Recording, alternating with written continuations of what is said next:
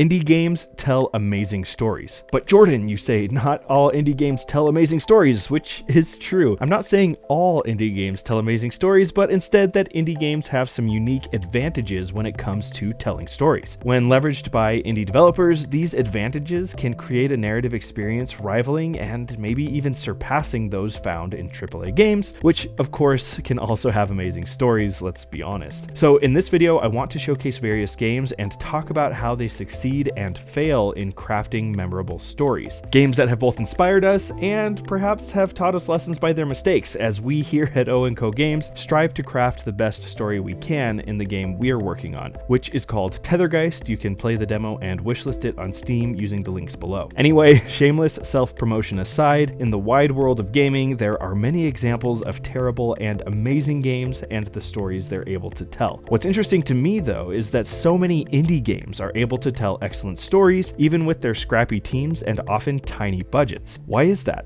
Let's get into it.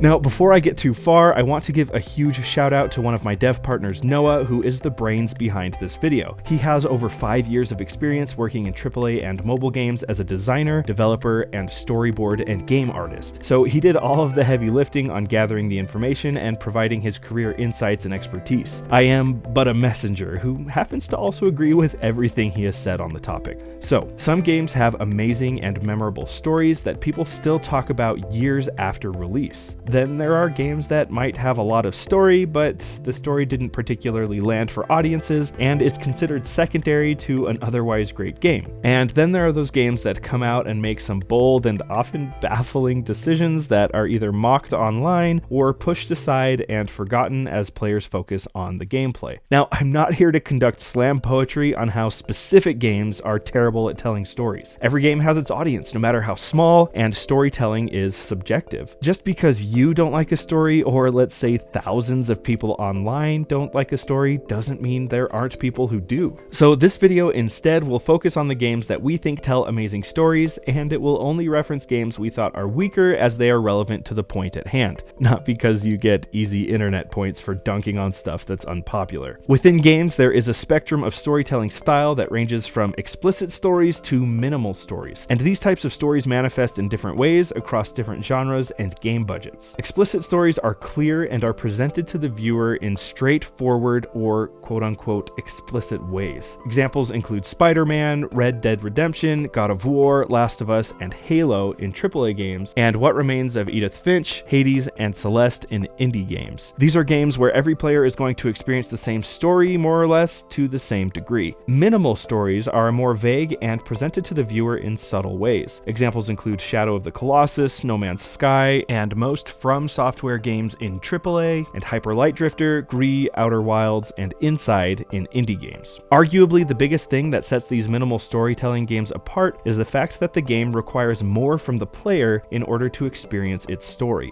In a lot of big games, you'll have an objective and a marker on the map that tells you where to go to progress the story. But in something like Outer Wilds, the player is essentially on their own to go out and find the story. Explicit narratives can be really satisfying because, like a movie, they are skillfully crafted so that the player is taken on a particular journey. Maybe it's the story of overcoming and accepting your personal demons, like in Celeste, or confronting your family's curse, like in What Remains of Edith Finch. The writers have a story to tell, and by the end, every player will have experienced roughly the same thing. Minimal narratives can be very satisfying for a different reason. The player tends to get out of it as much as they put in. In the case of Outer Wilds, the journey the player takes to uncover the secrets of their dying solar system can look very different from player to player. Yes, the main story beats are there, but it's the satisfaction of finding these story beats for yourself that make you feel like you're uncovering a story as opposed to being told one. Then there are games that are much more linear than Outer Wilds but still have a minimal storytelling style, like Inside or Gree. The whole story is told throughout the game, but the player has to answer their own questions. As you play Inside, you can ask yourself, who am I? Who is she? Who are these people? What is that? There might be some answers, but the game is not going to be forthcoming with any of them. For example, in Greed, the game never says, "This game is about grief. In this level, you will learn to overcome your fear of loss." Instead, the game plays out and trusts the player to be engaged enough to find meaning in what it presents. Of course, both kinds of storytelling are totally great and have their place in gaming. Some players prefer games with movie-like narrative experiences, and some players prefer to be totally confused when they first start a game, only to piece together the narrative from the clues left in the world. And of course, many of us enjoy both. Okay, so now that we've defined the difference between explicit and minimal storytelling styles, let's talk about the strengths and weaknesses different studios have when it comes to telling these stories. One of the greatest assets an indie team or developer has over a large team is a unified vision, meaning everyone on the team is working towards the same goal. There's something really wonderful when you play a game like Return of the Obra Dinn and you know that everything you experience was crafted by a single writer's vision. Now, surely Lucas Pope got plenty of feedback on Obra Dinn while he was making it, but he never had an executive breathing down his neck telling him to make the game have an online multiplayer mode or that there should be a narrator so that everyone understood what was happening. Of course, small teams can still fight over a vision, but getting a team of 2 or 3 to unite will always be easier than getting a team of 200 to unite. And of course, within, say, a team of 1, well, hopefully you don't argue too much with yourself. And speaking of teams of 1, if you're looking to start making video games of your own or even want to work on a game with a small team, I'd like to point you to the engine we're using called GameMaker, which also happens to be the sponsor of this video. I've been using GameMaker for over 4 years now, and my experience with it has led me to believe it might just be the best 2D game engine on the market.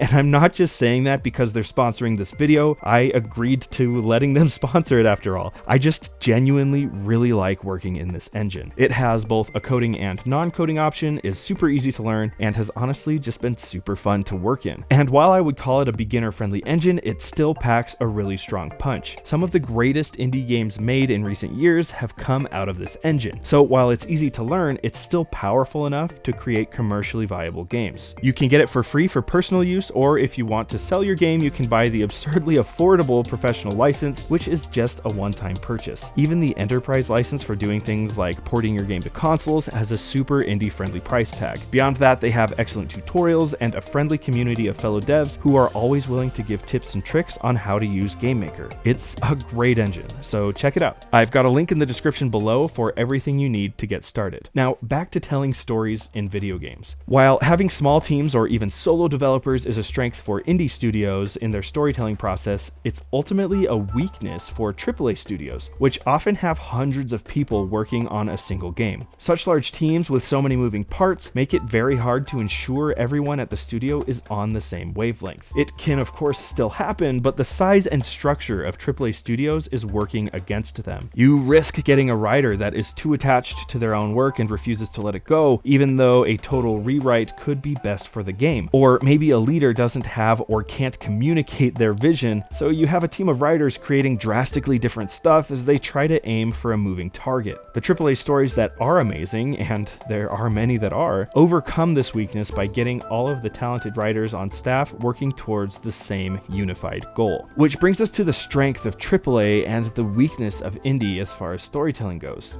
Talent, or maybe a better term is experience. AAA studios have some pretty smart people working for them, even though we like to make fun of the rather foolish decisions studios can make at times. These studios have writers that have studied writing in college, that have worked on multiple projects, and for the most part have proven their storytelling skills. You may not like a story that a group of writers at a AAA studio creates, but the skill required to craft these complicated and expansive stories is not easily obtained. Compare this to an indie game where maybe you have a solo dev who is the programmer, artist, musician, and writer, or a small team where maybe the writer wears another hat like level design. In either case, when a writer is working on a AAA game, that is all they are doing. All day, every day, focused strictly on story, which I realize is being a little simplistic. The writers have other considerations while they write, like how the narrative affects or is affected by game design choices, but when all is said and done, story is their primary focus. They write a lot, and generally they're pretty darn good at it. Which now brings us to the weakness of indie productions, which isn't really a weakness, but a strength in disguise. Don't worry, we'll get to that. Indie studios tend to have a lack of specialization and talent in specific aspects of game development, and can often fall short of what a AAA studio can provide. An indie developer just can't spend the same amount of time and resources on the various specific aspects of development. Sure, you might have a developer with a specialty like programming, but when they also have to sit down and create all of the art for their game, that lack of talent can start to show through. Now, this is far from being the doom of indie game developers, however. There are so many examples of devs working within their skill set to create something truly spectacular. Sometimes a game might have an amazing gameplay system and art that is just adequate, or maybe it has gorgeous art but a gameplay loop that is relatively simple. These weaknesses can actually be leveraged to become a developer's strength. Many artists would agree that art created within restrictions, whether self-imposed or not, is more often enriched than stifled. Our game Tethergeist has a lot of restrictions built into the project. It's made in a 2D engine, and the pixel art style we are using has its limitations. We've intentionally designed it so the player only has one action button outside of jumping throughout the entire game. That's a self-imposed restriction, but it has led us to find creative ideas for new mechanics and helped us stay true to our vision of a game that is easy to learn but hard to master.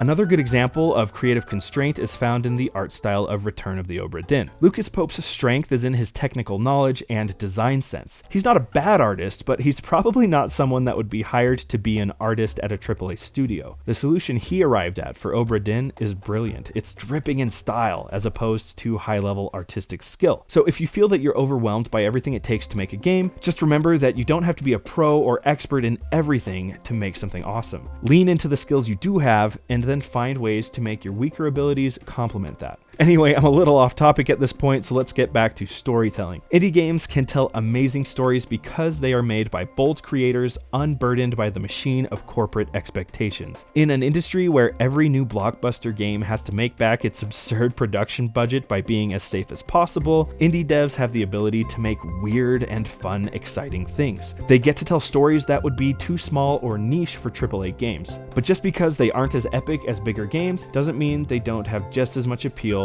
to the wide world of gamers.